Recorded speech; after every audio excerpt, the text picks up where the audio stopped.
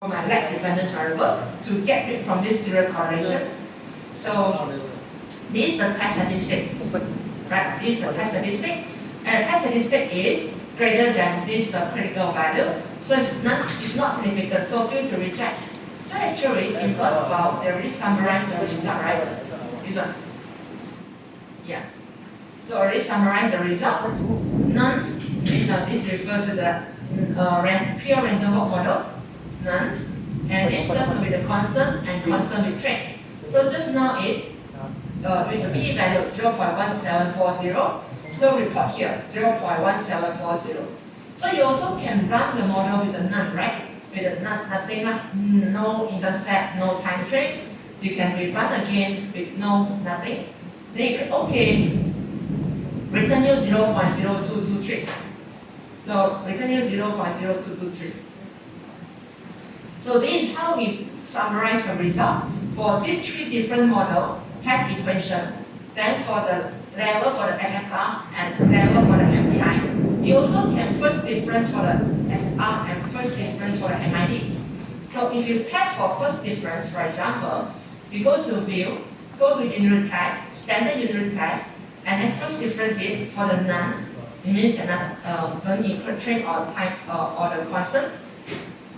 P-value is 0.000, highly significant once you first difference it. Right, highly significant once you first difference it. So what is the conclusion here? So if I want to just focus on the constant and train, so my conclusion is significant at 5%, right? So the test only suggests that the variable are I1 because first difference only stationary. First difference only stationary at 5%. This is 10%, right? So first difference stationary at 5%. So indicates that both variable actually I1. So that will say how come here 0.023, right? 223, right? So you can argue that if you base on this result, then you know the first difference the FFR, you just first difference the MID, see for result of change or not, right? So now, based on my current result, I suggest that my variable actually is I1. Then once you conduct the causality, you have to first difference the variables for both variables. So before we proceed with the first difference, what is the idea behind? So 1 and 2, right? So 1 and 2. So 1 and 2, FFR and the FFR here, and then together with the lag for the MID. So the current setting, right, like what we did just now, the Y and X, right? So same idea like the Y and X. So it depends on how many lag you want to put inside. So what is the H now? The H now is, for the first case, I want to test whether the MDI is greater than cause the. So the H now, MDI do not cause the FFR. For the second case, FFR do not greater cause the MDI. Right? So this is my test statistic. This is from the restricted model and from the full model. So let's see how it works.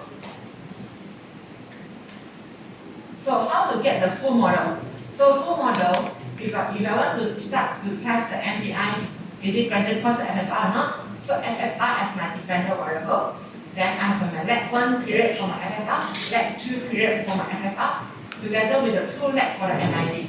So this is a full model. And then you obtain the residual sum of square. So if the alpha 1 and alpha 2, at least one of these alpha not equals to 0, then we can say that MDI actually greater cause the FFR. So before that, how are we going to get the restricted model? You rerun the regression without the MID. Without the MID, so it is my restricted model, right? Restricted model. This one just want to show the gap between the FFR and MID.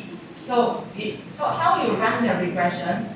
So this is my conclusion, right? I1. So you need to first difference the variable. So once you first difference the variable, this is my full model. You first difference the FFR on the 2 lag for the FFR, together 2 lag for the MID. So 2 lag for the FFR and 2 lag for the MID. So this is my full model result. Full model result, after that you also can get the restricted model. Restricted model will be first difference of FFR on the 2 lag for the FFR. So this is the restricted model. So what information I need? I need the residual sum of square. 87 from the full model, 99 from the restricted model.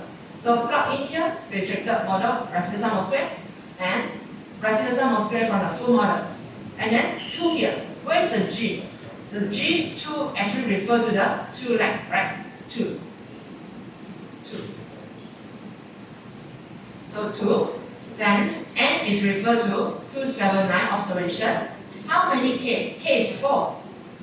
1, 2, 3, 4. 4 independent variable in the full model, and then minus 1. You obtain 17.9114. So this is my test statistic. Then you compare with the critical value. Follow the X distribution 2 and 247. So this is your denominator degree of freedom. So 3 lah. So 17.9 greater than 3. So you're going to reject the H now. What is the H now? H now is there is a causality. They do not have a causality from this MID to the FFR. So now you reject, means that there is a causality now, right? So now how are we going to perform this?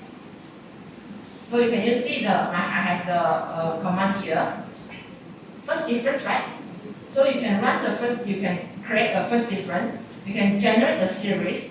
So you can generate the series by typing the command.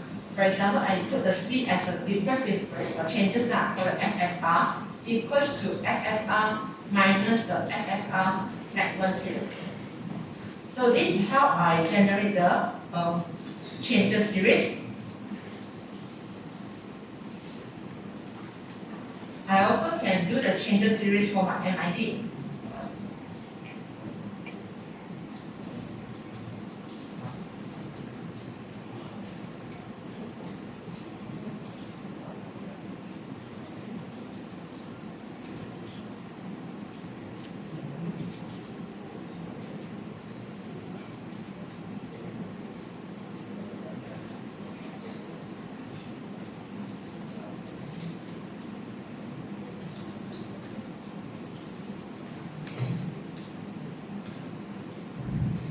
So you first difference your FFR.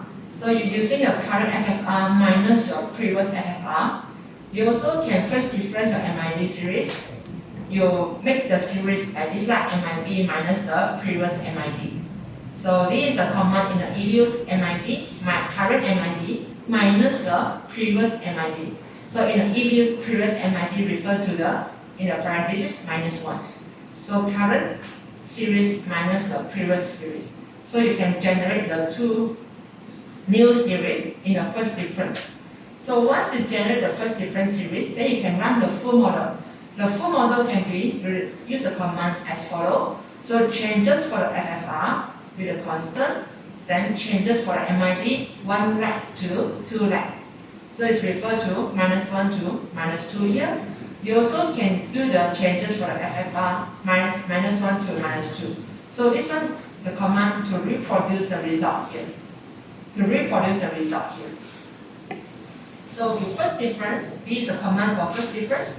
For the two series, after that you can run the full model. So how about for the not restricted model? So you can exclude out the MID, right? The changes for the MID, then you can get the restricted model result. So let's say I use this one. Okay, so this is my changes series. And also I can get the changes series for my MID. Go to quick, generate series. And okay. Then after that I can run these two, open as an equation. I can type my command just now. So it's FFR, right? Then CFFR negative 1 to negative 2. I use 2 lag. Then I use changes for the MID minus 1 to minus 2, means 2 lags. Right, okay. So this is my result, full result. It's a full model. So I can get the residual sum of square here. Right, residual sum of square here. Actually I'm testing whether MID going to gradually cause the FFR.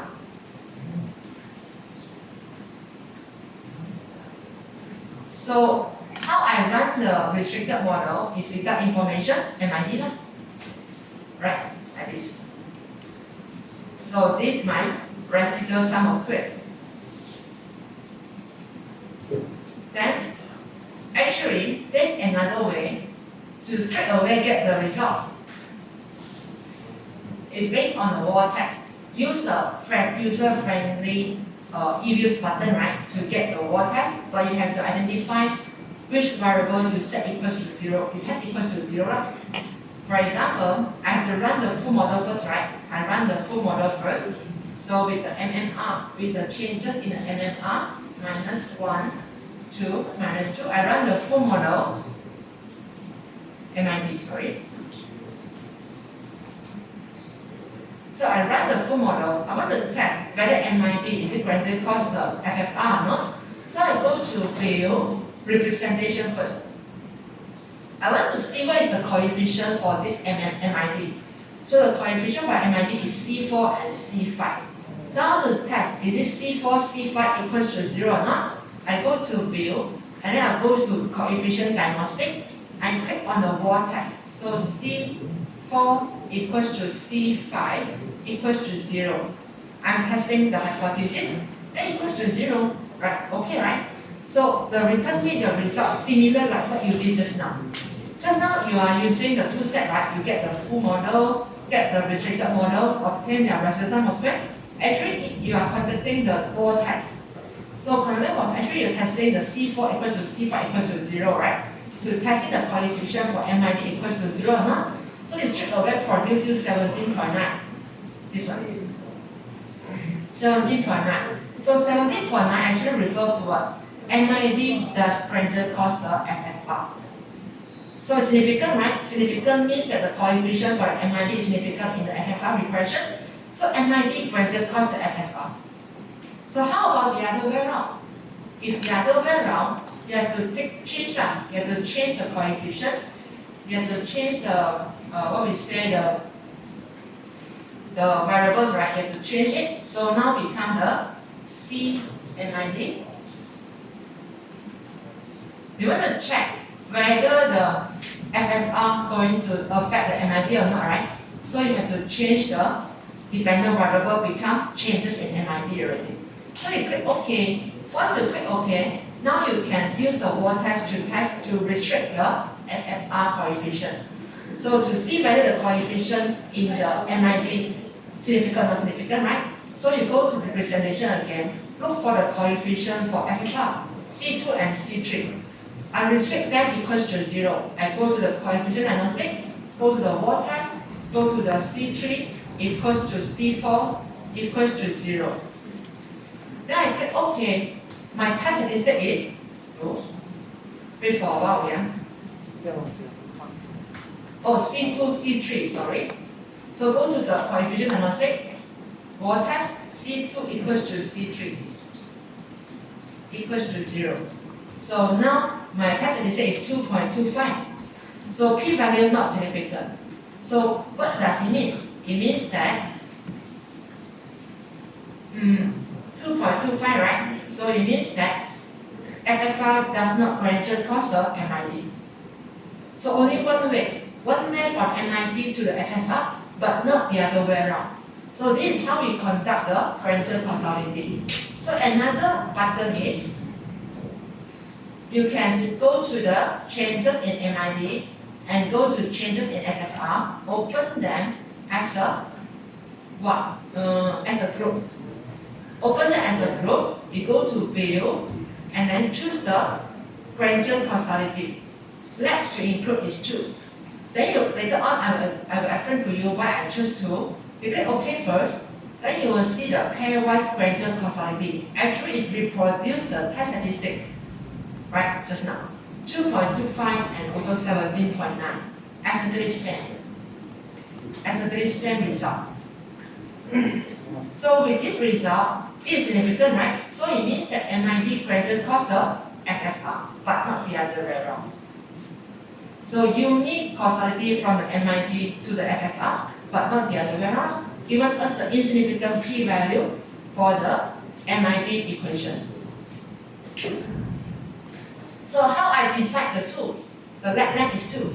So just now, for the changes series, I open them as a var. I open them as a var. I just click OK. Then I go to view. I go to the leg structure. Go to the leg structure and choose the leg length criteria.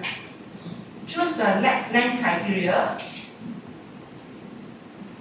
Then leg to include is 8. Then you click OK.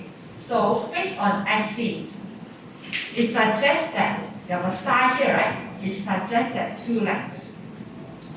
So this is why I use 2 legs instead of the 8 legs. You also can use 8 legs. So you try. So because different leg will produce different result, right? But based on my means I practice from the slide number 1 up to here, I just based on SC lah, right? So 1.1989. So to be the abstract here, it suggests that based on SC will produce you minimum SC for the 2 legs. So I use the 2 legs for my FFR and also MID causality test. You also can test using the 8 legs, right? You can take based on the 8 legs. Maybe I can go to view, right? Maybe I can open them as a group and then put the 8 legs. See what happens, right? I've not tried before. Maybe I tried 8 legs, right? If I base on SIC. So again, if I base on 8 legs, there is a bidirectional between the 2 series. Is it? Yeah, it's a bidirectional. So FFR gradient cost the MID gradient cost the FFR, right? Based on these 2 statistics.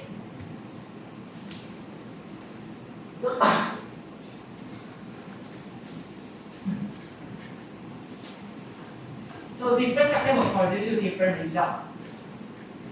But you should avoid the penalties that imposed, right? So this is a pairwise gradient causality. Okay, that's all only right for today. So enjoy the day. Any question? No question? See you all next week.